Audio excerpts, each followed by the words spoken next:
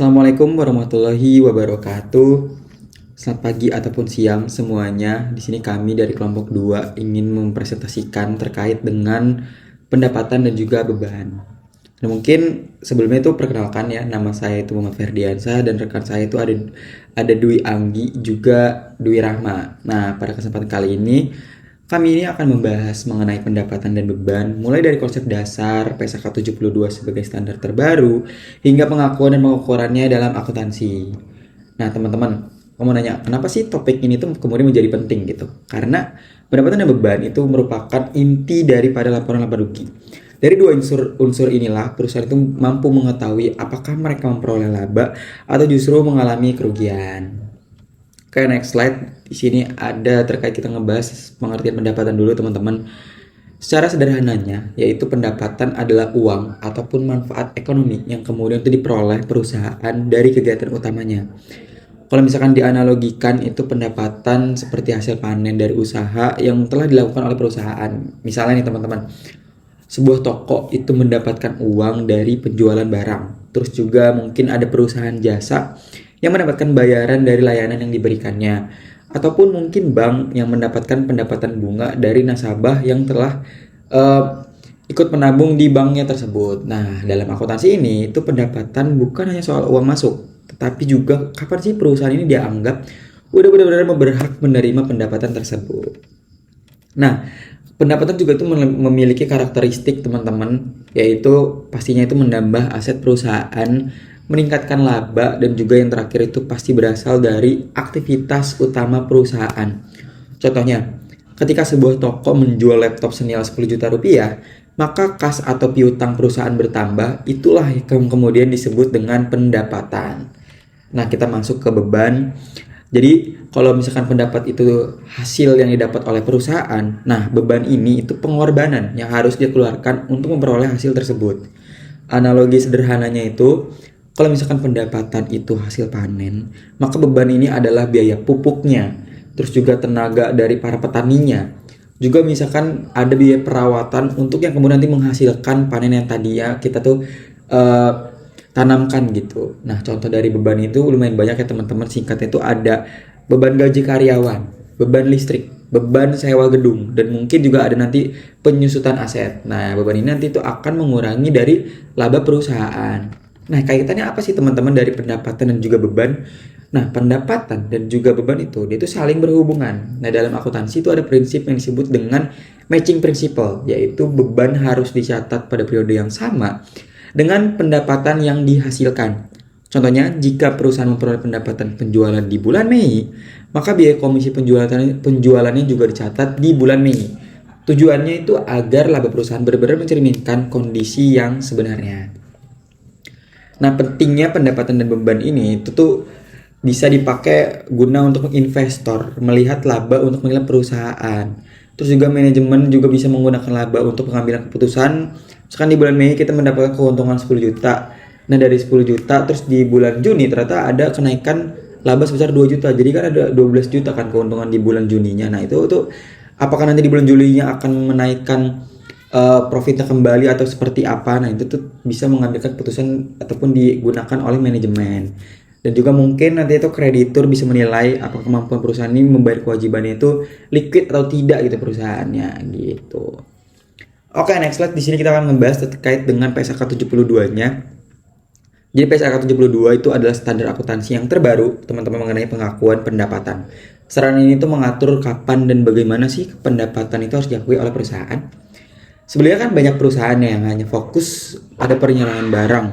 Tapi di dalam PSAK 72 ini fokus utama itu berubah. Jadi kapan sih kendali atas barang atau jasa itu benar-benar berpindah ke pelanggan. Analogi dari PSAK 72 itu supaya mungkin kita tuh teman-teman bisa lebih paham ya. Kita pakai analogi yang lumayan sederhana aja. Misalnya kita membeli makanan lewat aplikasi online. Anggap aja kita Shopee Food lah. Terus apakah reseller langsung boleh mengakui pendapatan saat invoice itu dibuat? Kan belum tentu gitu. Nah, menurut PSAK 72, pendapatan itu baru diakui ketika pelanggan sudah menerima kendali atas barang tersebut. Yaitu saat makanannya itu benar-benar diterima. Nah, itu baru muncul pengakuan dari pendapatan. Jadi fokus di PSAK 72 ini tuh adalah perpindahan kontrol ataupun kendali gitu. Tujuannya itu tetap agar nantinya itu pendapatan itu bisa relevan, konsisten dan juga transparan. Dan ternyata di PSAK 72 ini tuh memilih 5 langkah utama. Yang pertama tuh ada identifikasi kontrak, memastikan ada kontrak yang jelas dengan pelanggan. Ini yang kedua, ada identifikasi kewajiban pelaksanaan. Yang ketiga, menentukan harga transaksi. Yang keempat, mengalokasikan harga transaksi. Yang terakhir itu mengakui pendapatan. Jadi pendapatan itu diakui saat kewajiban perusahaan itu sudah dipenuhi. Misalnya barang yang tadi, makanan tadi sudah diserahkan, terus sudah bisa dikonsumsi, itu baru benar-benar sudah diakui. Ataupun mungkin jasanya itu udah benar-benar dirasakan lah atau sudah diberikan gitu. Nah, selanjutnya ini ada pengakuan pendapatan ya teman-teman. Sekarang kita masuk ke pengakuan pendapatan. Pengakuan itu kan artinya menentukan kapan sih pendapatan ini dicatat dalam laporan keuangan. Dan PSK 72 tadi kan dijelaskan pendapatan itu diakui saat kendali barang atau jasa itu berpindah kepada pelanggan. Nah, ini tuh kita tuh menggunakan accrual basis atau pengakuan untuk pendapatan menggunakan accrual yang artinya pendapatan itu dicatat saat diperoleh, bukan saat kas diterima. Contohnya misalkan barang dijual hari ini tapi dibayar bulan depan. Nah, meskipun uang kan belum terima ya, kita tuh bakal diterima tuh kan bulan depan ya, tapi perusahaan itu tetap mengakui pendapatan itu hari ini. Karena kan hak atas pendapatan itu udah muncul begitu. Nah, selanjutnya pengakuan beban. Beban itu diakui ketika perusahaan menggunakan manfaat ekonomi untuk menghasilkan pendapatan. Contohnya, beban listrik bulan Mei harus dicatat di bulan Mei, walaupun mungkin dibayarnya tuh bulan berikutnya. Itu tetap harus diakui, teman-teman. Nah, untuk pengukuran di dalam pendapatan itu setelah menentukan kita kapan sih dicatatnya, itu perusahaan juga harus menentukan berapa nilainya. Ini tuh disebut dengan pengukurannya. Kan tadi pengakuan tuh kapan, sedangkan pengukuran tuh nilainya atau nominalnya. Nah, itu disebut dengan pengukuran. Nah, pendapatan ini diukur berdasarkan jumlah imbalan yang akan diterima oleh perusahaan. Misal harga barang 30 juta atau harga barang 20 juta dengan diskon 10%, maka pendapatan yang diakui itu bukan 20 juta tetapi langsung 18 juta karena kan 10% itu 2 juta, 20 juta dikurangin 2 juta, hasilnya adalah 18 juta. Nah, yang diakui oleh pendapatan yaitu 18 juta. Nah, ini disebut dengan pengukuran. Nah, kalau misalkan di beban itu sebenarnya sama aja ya, harus diukur secara wajar. Misalnya ada pada penyusutan gedung.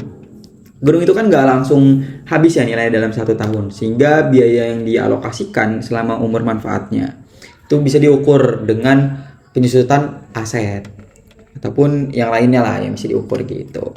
Nah, hubungannya pengakuan dan pengukuran tadi kan bisa dapat kita simpulkan, yaitu pengakuan itu menentukan kapan sih transaksi ini tuh dicatat, sedangkan pengakuan itu menentukan kapan transaksi ini tuh dicatat, sedangkan pengukuran itu menentukan kapan sih berapa sih nilai yang tercatat atau yang dicatat. Nah, keduanya itu penting agar laporan keuangan itu menjadi relevan dan sesuai standar akuntansi.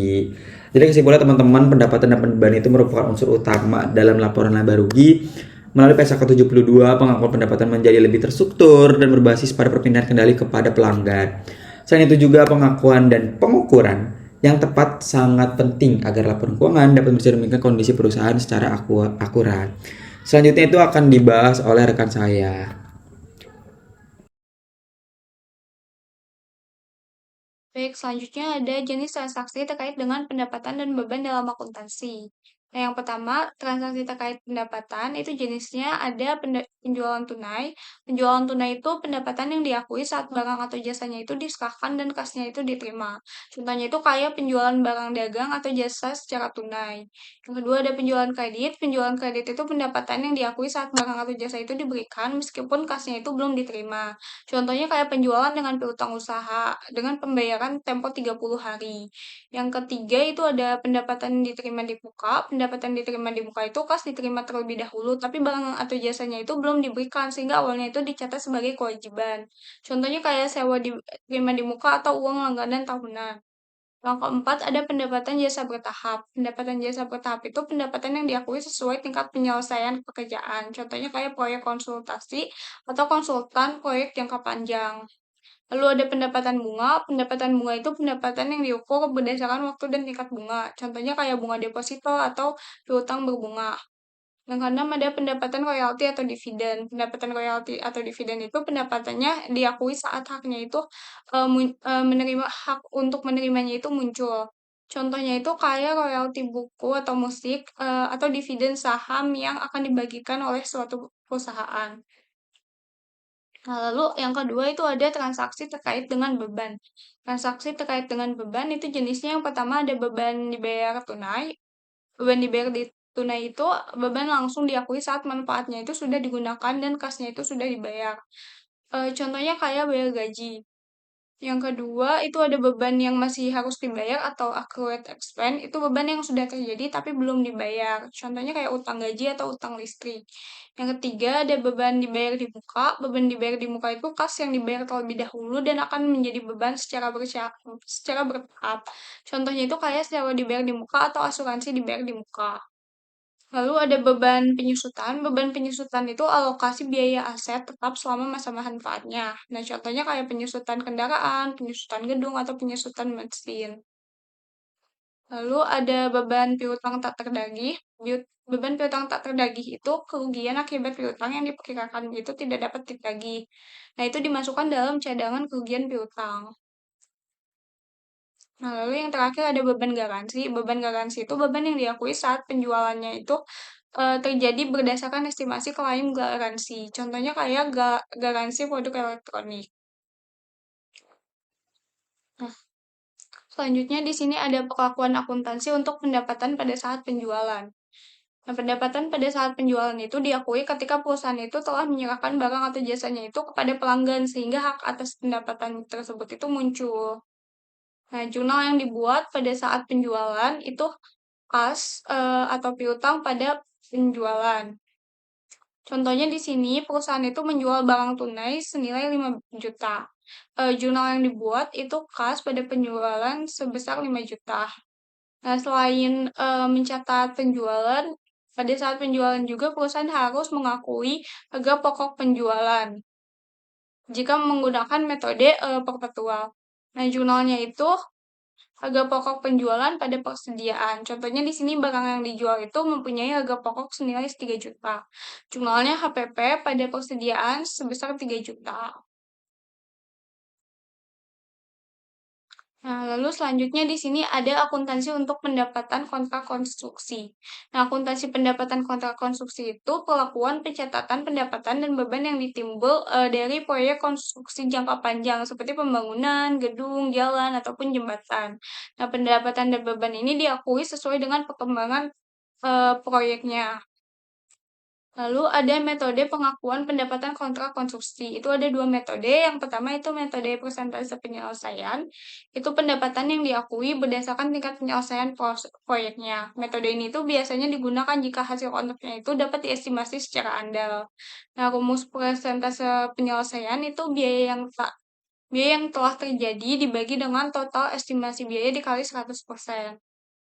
Contohnya di sini nilai kontraknya itu sebesar 1 miliar, total estimasi biayanya sebesar 800 juta, biaya yang sudah terjadi itu sebesar 400 juta. Nah, maka persentase penyelesaiannya itu sebesar 400 dibagi 800 dikali 100%, sama dengan 50%. Nah, berarti proyek yang selesai itu sebesar 50%, sehingga pendapatan yang diakuinya itu sebesar 50% dikali dengan 1 miliar. Hasilnya 500 juta. Yang kedua itu dengan metode kontrak selesai. Nah, metode kontrak selesai itu pendapatan dan labanya itu baru diakui ketika proyeknya itu selesai keseluruhannya. Nah, metode ini itu digunakan jika hasil kontraknya itu sulit diestimasi secara andal. Jadi selama proyek berjalan, biaya dicatat sebagai aset dalam akun konstruksi dalam proses. Dan saat proyek selesai, pendapatan dan laba baru diakui sekaligus. Mungkin itu saja, selanjutnya akan dijelaskan oleh teman saya. Selanjutnya yaitu pengungkapan pendapatan dan beban. Pertama itu ada pengungkapan pendapatan berdasarkan PSAK 72 atau IFRS 15. Nah, tujuan utama pengungkapan ini adalah agar pengguna laporan keuangan memahami kualitas dari pendapatan tersebut. Jadi, yang pertama itu ada pemisahan pendapatan atau disaggregation of revenue.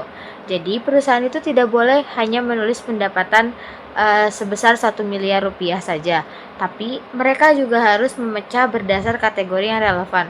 Contohnya, perusahaan teknologi mengungkapkan pendapatan berdasarkan yang pertama itu ada penjualan perangkat keras yang diakui pada satu titik waktu. Yang kedua itu ada layanan berlangganan yang diakui secara bertahap. Selanjutnya yaitu ada saldo kontrak. Jadi perusahaan juga harus mengungkapkan posisi piutang, aset kontrak atau pekerjaan yang sudah selesai tetapi belum boleh ditagih, dan liabilitas kontrak atau uang yang sudah diterima tetapi pekerjaan belum selesai atau biasa disebut juga dengan pendapatan diterima di muka. Nah, selanjutnya juga ada kewajiban pelaksanaan atau performance obligation. Nah, jadi menjelaskan kapan kendali berpindah. Contohnya itu, perusahaan mengakui pendapatan dari jasa konstruksi menggunakan metode persentase penyelesaian karena pelanggan secara simultan menerima dan mengonsumsi manfaat dari kinerja perusahaan. Nah, yang selanjutnya itu ada pengungkapan beban. Nah, beban itu diungkapkan untuk menunjukkan efisiensi operasional dan bagaimana perusahaan menghabiskan uang untuk mendapatkan pendapatan, atau yang disebut juga matching principle. Nah, yang pertama itu ada analisis berdasarkan sifat atau fungsinya. Nah, berdasarkan sifatnya, menjelaskan beban berdasarkan jenisnya seperti beban gaji, beban penyusutan, dan beban bahan baku. Analisis berdasarkan fungsinya, jadi perusahaan menjelaskan beban berdasarkan departemen. Contohnya itu beban pokok penjualan, beban pemasaran, dan beban administrasi. Nah, yang selanjutnya itu ada beban bunga dan amortisasi. Jadi pengungkapan khusus untuk instrumen keuangan seperti obligasi. Contoh nyatanya yaitu PT ABC perusahaan harus mengungkapkan dalam catatan atas laporan keuangan atau CALK bahwa total pendapatan bunga sebesar 11 juta rupiah yang terdiri dari bunga tunai sebesar 10 juta rupiah dan amortisasi diskonto sebesar 1 juta rupiah. Oke teman-teman, jadi kesimpulan dari materi pendapatan dan beban ini yaitu bahwa pengakuan pendapatan dan beban kini harus mengacu pada PSAK 72, di mana pendapatan diakui berdasarkan perpindahan kendali atas barang atau jasa kepada pelanggan melalui 5 langkah sistematis, yaitu identifikasi kontrak hingga pengakuan saat kewajiban dipenuhi untuk menjamin laporan keuangan yang relevan dan transparan. Pengukuran pendapatan dilakukan sebesar nilai imbalan yang diterima setelah potongan, sementara beban diukur berdasarkan biaya historis atau estimasi wajar dan diakui menggunakan prinsip penandingan atau matching principle agar sesuai dengan periode yang terkait. Nah, hal ini itu mencangkup berbagai jenis transaksi seperti penjualan tunai atau kredit hingga kontrak konstruksi yang menggunakan metode persentase penyelesaian atau kontrak selesai. Nah, sebagai pelengkap, pengungkapan yang lengkap dalam catatan atas laporan keuangan menjadi sangat krusial untuk memberikan informasi kualitatif dan kuantitatif mengenai pemisahan pendapatan, saldo kontrak, serta pertimbangan signifikan lainnya guna membantu pengguna laporan memahami sifat dan ketidakpastian arus kas perusahaan. Mungkin cukup sekian pemaparan materi pendapatan dan beban dari kelompok 2. Kurang lebihnya mohon maaf. Wabillahi taufiq wal hidayah. Wassalamualaikum warahmatullahi wabarakatuh.